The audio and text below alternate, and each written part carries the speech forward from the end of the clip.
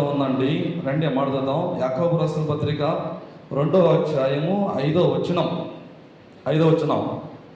అన్న రమేష్ అన్న ఎక్కడ ఉన్నా ప్లీజ్ లోపలికి వచ్చి కూర్చుందాం, బాగుంటుందా ఉంది. రమేష్ అన్న రండి లోపల రండి ప్లీజ్, కూర్చోండి. ఇక్కడ రాయబడుతున్నమాట, నా ప్రియ సహోదరులారా ఆలకించుడి, ఈ లోక విషయంలో దరిద్రులైన వారిని విశ్వాసమందు భాగ్యవంతులుగాను. మొట్టమొదటిగా ఏంటన్నమాట, ఈ లోక విషయంలో తన విషయంలో తన లేమిని బట్టి, తన కొరతను బట్టి, తన యొక్క పోషణను బట్టి ఒకవేళ దరిద్రాలుగా ఉందేమో మనకు తెలియదు, కానీ తన శరీర సంబంధ విషయంలో, తన ఈ లోక విషయంలో కొద్దిగా అడుగటి పరిస్థితులు ఉన్నప్పుడు కూడా ఆ తర్వాత మాట తన్ను అర్పించమాట విశ్వాసమందు భాగ్యవంతురాలుగా చేయబడింది. నేను చెప్పగలను, కూర్చున్న వాళ్ళు మీరు అందరూ చెప్పగలుగుతారు ఆమె భాగ్యవంతురాలని. ఎందుకు ఇలాగ భాగ్యవంతురాలు అయింది అంటే, భాగ్యవంతురాలుగా చేయబడడానికి కారణం ఏంటంటే, 2వ మాట చదివాను. ఏమని? ఆమె బ్రతికినను ప్రభువు కోసం బ్రతికింది, చనిపోతున్నను ప్రభువు కోసం చనిపోతుంది. అపోస్తలుడైన పౌలు రోమా సంగతి చెబుతాడు, మనం బ్రతికినను చనిపోయినను ప్రభు వారమై ఉండాలి. ఈ ప్రభువు వారిలో నేనంటాను, శరీర సంబంధ విషయంలో లేక రక్త సంబంధాల విషయంలో ప్రేమించేదానికంటే ప్రభు విషయంలో తను ఎంత ప్రయాసపడుతూ వచ్చింది.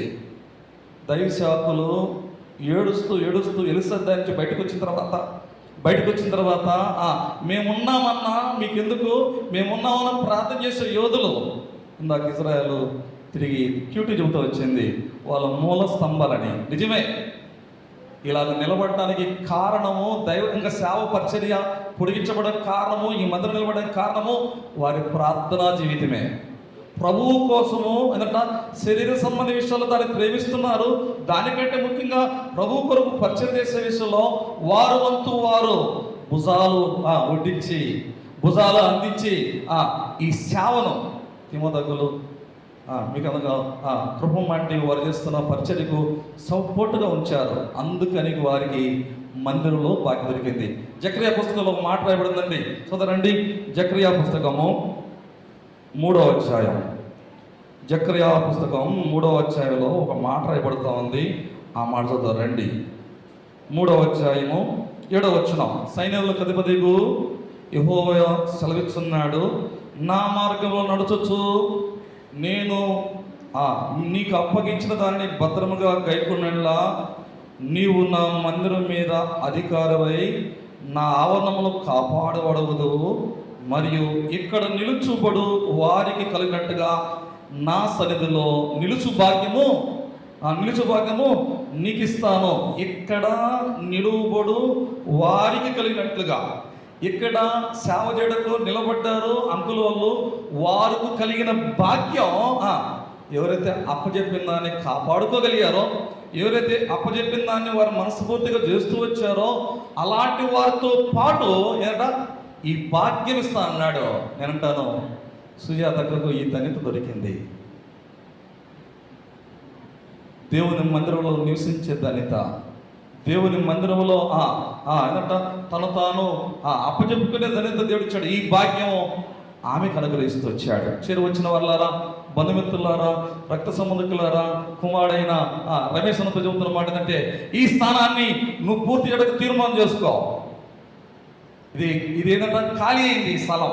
ఏ స్థలం? సుజాతమ్మ గారు స్థలము ఖాళీ అయింది. ఆ భాగ్యం పొందుకుంది, ఖాళీ చేసింది. ఆ భాగ్యం నువ్వు పొందుకోవాలంటే, కంటిన్యూ కావాలంటే దేవుడు నీకు అప్పచెప్పిన దానిని కూడా నమ్మకంగా జరిగించు. పోయిన మంగళవారం నుండి తనకున్న హాస్పిటల్ పరిస్థితి అంతకుముందు పక్కన పెడతాం. పోయిన మంగళవారం నుండి, అంటే ఈ మంగళవారం పోయిన మంగళవారం నుండి జరుగుతున్న పరిస్థితుల్లో ఎవరు మనం చేయూతీయాలా?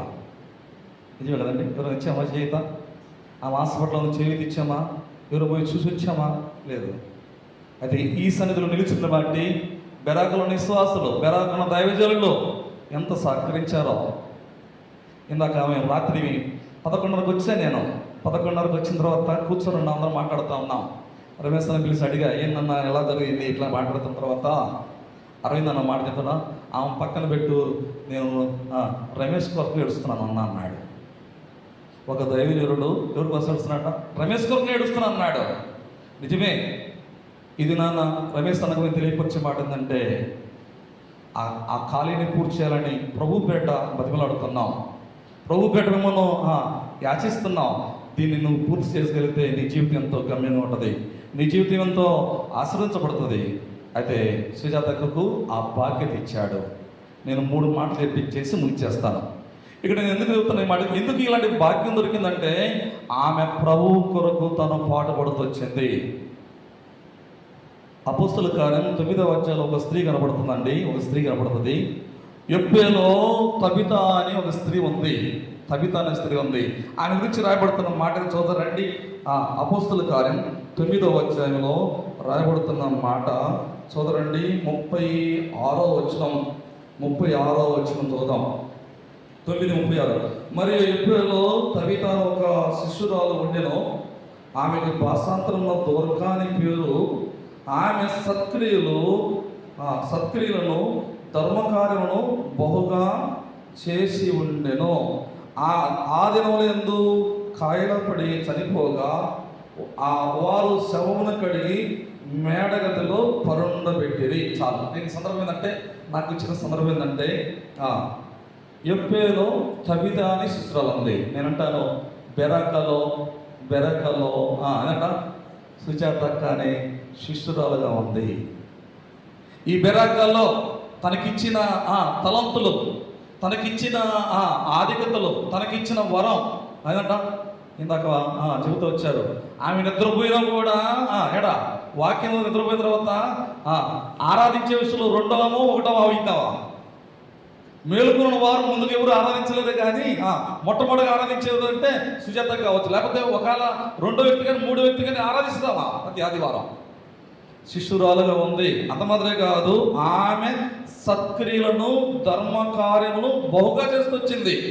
అదేవిధంగా ఈ బెరక ప్రార్థన మందులో ఆమె క్రియలు ఉన్నాయి, ఆమె పని ఉంది, ఆమె చేసిన ఆయనట పనులు ఉన్నాయి. నిజమే, అందుకు ఆమె తండ్రాలయ్యింది. అంత మాత్రమే కాదు, ఆమె కాయలో పడగా చనిపోగా ఆమెను మేడగదిలో తీసుకొచ్చారు. నేను అనుకున్నాను రాత్రి వచ్చేటప్పుడు సుజాతక్కలు ఇంటి దగ్గర పెట్టుంటారులే, ఏది ఈ శవాన్ని అక్కడ పెట్టుంటారు, భౌతిక దేహాన్ని అక్కడ పెట్టుంటారు అనుకున్నా. తీరా వచ్చేలకి నా తనకే ఫోన్ చేశాక నేను బస్ స్టాండ్లో దిగాను, నా కోసం ఎవరు పంపిస్తారంటే పంపిస్తానని చెప్పింది అక్క. వచ్చే వ్యక్తి రాలేదు. ఒక అరగంట దాకా నిలబడాల్సి వచ్చింది. నిలబడిన తర్వాత మళ్ళీ చేశా. ఎప్పుడో వచ్చినట్టు జరిగి మీరు చూడని చెప్పింది. అన్న చూడని చెప్తే రాలా. తర్వాత విజయ్ వచ్చాడు. విజయ్ వచ్చిన తర్వాత విజయ్ని అడిగా, ఎక్కడ పెట్టారు శ్రీరక్కనంటే మందులో పెట్టారు అన్నాడు. చాలామందిని చనిపోయిన తర్వాత ఇళ్ళ దగ్గరే పెడతాం. అయితే ఇందాక చెప్పానే, జకర్యా పుస్తకంలో సన్నిధిలో నిలుచు వారితో పాటు బాకీ దొరికింది ఆమె. ఇదే స్థలంలో కృపమంట కూడా చూసాం మనం 2019 సంవత్సరంలో. అదే స్థలంలో కృపమంట చూసాం. దైవ సాగురాలు కాబట్టి చావలో ఉంది కాబట్టి ఆమె చేస్తూ పెట్టడం కరెక్టే. అయితే ఈమెకి ఇలాంటి బాకీ దొరికింది.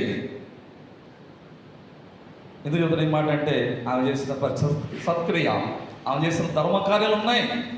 ఇది నాన్న ఐలారా అమ్మలారా చెరు వచ్చిన వాళ్ళారా, నీ చుట్టాల కొరకు, నీ బంధువుల కొరకు, నీ బిడ్డల కొరకు, నీ యొక్క తల్లిదండ్రుల కొరకు, నీ అత్తమామల కొరకు, నీ భర్త కొరకు, నీ భార్య కొరకు ఎన్ని పనులు చేయి కాదంటలా. దానికంటే దేవునితో కూడా దేవుని కొరకై నీ పని చేయాలని ఇష్టపడుతున్నా. అందుకని లోకంలో సూక్తుంది, చుట్టాలు పెట్టిన ఇల్లంట సొరసకపోద్దంట. ఏలుపులు పెట్టి ఇల్లు ఎక్కువ వచ్చిందంట. ఏలుపులు అంటే ఎవరు? తిరిగి ఇవ్వలేని వారు, తిరిగి చేయలేని వారు. అలాంటి వారికే ప్రభు పనిలో, ప్రభు పరిచర్యలో, ప్రభు కొరకు నువ్వు పాటుపడితే నీ జీవితం ఎక్కువ వస్తుంది, నీ సత్క్రియలు నిలబడతాయి. నిందా చెప్పారు. ఇంకొద్దిసేపులో ఆమెను ఏం చేస్తాం, సమాధికరంగా ముందు చేస్తాం. ఆమె కనపడదు.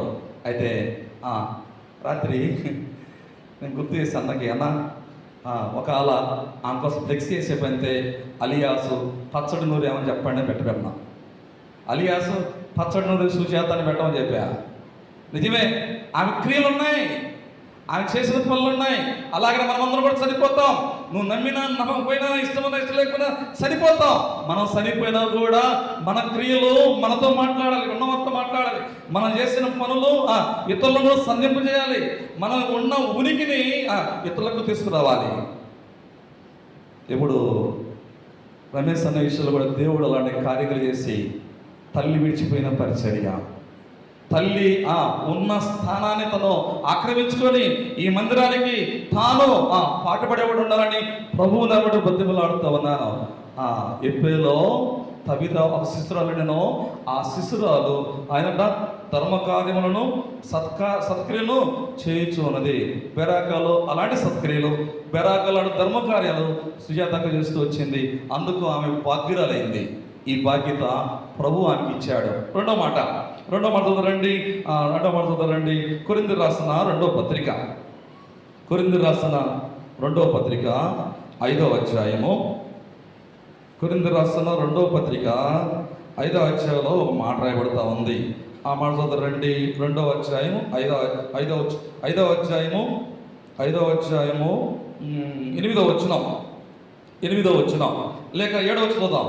గనుక ఈ దేహములో నివసించినంత కాలము ప్రభువునకు దూరముగా ఉన్నామని ఎరిగి ఇండియు ఎల్లప్పుడూ ధైర్యం గలవారమన్నాము. ఇట్లు ధైర్యము కలిగి ఈ దేహమును విడిచిపెట్టి ప్రభువునొద్ద నివసించుటకు ఇష్టపడుతున్నాము. కావున దేహమందు ఉన్నను దేహమును విడిచినను ఆయనకి ఇష్టలమై ఉండవాలని మిగుల ఆపేక్షిస్తున్నాము. ఇక నా సందర్భం ఏంటంటే, ఈ దేహంలో ఉన్నంత కాలం ప్రభు పరిచర్య విషయంలో ప్రభు ఇంటి దగ్గర తాను నివసిస్తూ వచ్చింది. ఇల్లును తనకి దేవుని ఇంటిలో ఏదైనా పరిచయం జరుగుతామంటే, కూడికలు జరుగుతున్నాయంటే తనకి ఇల్లు పట్టదో, తన వాకిలు పట్టదో, తన కుమారుడు పట్టడో, కోడలు పట్టదో, ఇక్కడే నివసిస్తూ ఉండేది. దేని కొరకు? తన వంతుతో పనిచేయటకై. దేహంలో ఉన్నంత కాలం కనుక ప్రభువు వద్ద నివసించుటకు ఇష్టపడుతూ వచ్చింది, ప్రభు పని చేస్తూ వచ్చింది. చదువుతున్న దినములో ప్రభు కొరకు మనం కూడా ప్రయాసపడాలి. కొన్ని గంటలైనా కొన్ని నిమిషాలైనా ప్రభువు ఇంటి కొరకై ఆయన పని చేసేవారంగా ఉండాలి. అది దేహం విడిచింది అడగట ప్రభువు వద్ద ఉండుటకు ఇష్టపడతాడు. చూడండి, కావున దేహమందు ఉన్నను దేహం విడిచినను ఆయనకి ఇష్టలుగా ఉండగా కాబట్టి ఇష్టలైన వారు ఎట్లుంటారట? దేవుని దగ్గర ఉంటారు. అలాగనే ఈ స్త్రీ లేక ఈ సుజాతక్క ఏంటంట దేవుని దగ్గర ఉంటా ఉంది. ఈ సందర్భంలో నేను మాట చెప్పాలని ఆశపడుతున్నా. మార్కు సువార్తలో 14వ అధ్యాయంలో ఇక్కడ ఒక స్త్రీ కనపడుతుంది. ఆ స్త్రీ గురించి మాట చదువుకొని నేను ముగించడానికి ఇష్టపడతాను. రండి, మార్కు సువార్త 14వ అధ్యాయం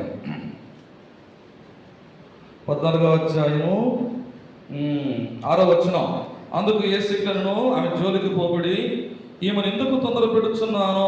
ఈమె నాయడలా ఏంటంట చెప్పరే, ఈమె నాయడలా మంచి కార్యము చేసింది, బీదలు ఎల్లప్పుడూ మీతో ఉంటారు. తర్వాత 8వ వచనం. ఈమె తన శక్తి కొలది చేసి తన శక్తి కొలది ఆమె చేస్తూ వచ్చింది. తను ఒకవేళ పెద్దవాడు చేయకపోవచ్చా కానీ తన శక్తి కొలది దేవునిట్లో తను పనిచేస్తూ వచ్చింది.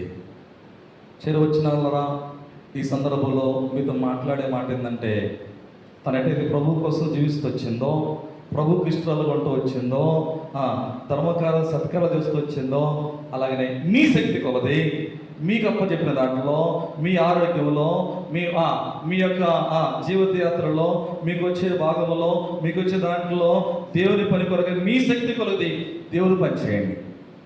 అది నిలబడుతుంది, అది స్థిరంగా ఉంటుంది, అదే ఏంటంట ఆశీర్వదించబడుతూ ఉంటుంది. వచ్చిన వాళ్ళ అలాగ ప్రభువులో ఉండే దేవుని స్తోత్రం. ప్రభువు లేకపోతే ఈ దినమైనా ప్రభు నీతో మాట్లాడుతున్నాడు. ప్రభువునందు మృతులు ధన్యులు. ఈమె ధన్యులైంది. ప్రభువులో జీవించింది, ప్రభు కొరకు పరిచర్య పాటుపడింది, తన శక్తి కొద్ది ప్రభు కొరకు తను సహాయపడుతూ వచ్చింది. ప్రభువులో జీవిస్తూ ప్రభువులో ఉండి చనిపోయింది. కూర్చున్న వాళ్ళ ప్రభువులు లేక చనిపోతే నువ్వు తండ్రులు కావు. కాబట్టి ధన్యురాలు కావాలంటే ప్రభువు నొద్ద ఉండి నివసించాలి, ప్రభువు పనిచేయాలి, ప్రభువు కోసం బ్రతకాలి, ప్రభువు కోసం చనిపోవాలి, ప్రభువారంగా బట్టి జీవించాలి. సత్క్రియ చేస్తూ వచ్చిన పేరులో తిరిగి ఆయన భూస్థాపన కార్యక్రమంలో యేసుప్రభు భూస్థాపన కార్యంలో ఆమె శక్తిగల తనం చేస్తూ వచ్చింది. అలాగే మనకు అప్పచెప్పిన వాటిలో మనం కూడా శక్తిగల చేద్దాం కాక ప్రభువులో జీవిస్తూ, ప్రభువులో నివసిస్తూ, ప్రభువులో చనిపోతే అది మనకు ఆశీర్వాదం. అందుకే యేసుప్రభు వచ్చాడు, మన కొరకు ప్రాణం పెట్టాడు, చనిపోయాడు. ఇంకా ప్రభువులు లేకపోతే చేరు వచ్చిన బంధుమిత్రులారా, ఈ దినమునైనా సుజాతక్క నమ్ముకున్న దేవుని నమ్ముకునండి. సుజాతకు నమ్ముకొని దేవుని కొరకు తను ధన్యురాలైంది, భాగ్యవంతురాలైంది. తాను సిద్ధపరిచిన, ప్రేమించి వారికి సిద్ధపరిచిన రాజ్యంలో భాగ్యవంతులైంది. నీ కొరకు సిద్ధపరిచిన రాజ్యంలో ప్రవేశించాలంటే ఈ లోకంలో ప్రభువును కలిగి ఉండాలి. ప్రభువును కలిగి అంటే నీ నోటితో నీ పాపములు ఒప్పుకొని దేవుడు మృతులోకి లేచినాడని నీ హృదయంలో విశ్వసించి ప్రభు మీద ఆధారపడి ఉంటే ప్రార్థన చేయాలి, రక్షించబడతాం. రక్షించబడిన తర్వాత రోజులో ఒక సమయమైనా దేవుని కొరకు ప్రయాసపడి నీ శక్తి కొరకు దేవుని కొరకు జీవిస్తూ, దేవుని కొరకు జీవిస్తూ దేవుళ్ళు చనిపోతే అది ఎంతో ధన్యత. ప్రభువునందు మృతునందు మృతులు ధన్యులు. ప్రభు యేసుక్రీస్తు విశ్వాసం ఉంచము, అప్పుడు నీవును నీటి వారు గొప్ప రక్షణ పొందుతారు. ప్రార్థన చేసుకున్నాం.